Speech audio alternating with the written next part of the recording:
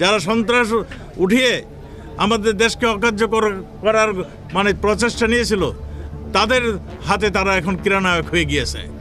আমরা দেখলাম, আপনারা নিশ্চয়ই যারা করেন, সাংবাদিকতা করেন, আপনাদের 2 সদস্য নিহত হয়েছে। আপনাদের এক মহিলা সদস্যকে কিভাবে নাজায়েল করেছে সেটাও আপনারা দেখেছেন। এরা মানুষের শত্রু, এরা জনগণের শত্রু, এরা দেশের শত্রু।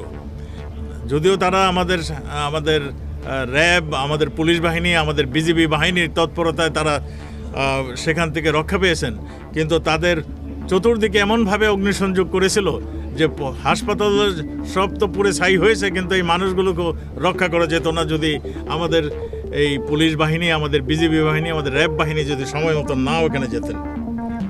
আমরা হাসপাতাল থেকে আটকে পড়া 2 জন নবজাতক, 7 জন গর্ভবতী মা সহ 17 জনকে উদ্ধার করা হয়। আটকে পড়া হাইওয়ে পুলিশের 31 সদস্যকে হেলিকপ্টার যুগে উদ্ধার করা হয়। সেই আপনারা যে যেখানেই দেখেছেন এই ধ্বংসলীলা মানুষকে জানান, মানুষকে প্রচার করেন। আর এখন একদিকে একটি মহল সোশ্যাল মিডিয়ার মাধ্যমে এমনই সব গুজব ছড়াচ্ছে, এমনই সব মানে কথা বলছে যেগুলি শুনলে সাধারণ মানুষও মানে ঠিক থাকতে পারে না, বিভ্রান্ত হচ্ছে। আপনারা সাংবাদিক, আপনাদের দায়িত্ব এটা।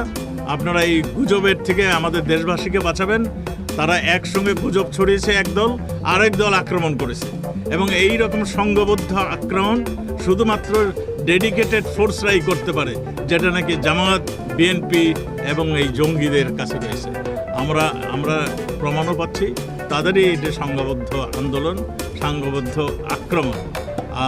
আমরা ধৈর্যের সঙ্গে 19 তারিখের আগ পর্যন্ত পুলিশ অনেক ধৈর্যের সঙ্গে এই যাত্রাবাড়ি বলেন, থানা লুট মানে অ্যাটাক করছে, উত্তরায় থানা লুট করছে, এখানে কদমতলী একের পর এক করছিল, সব কিছু বিপর্যস্ত করে দিয়েছিল।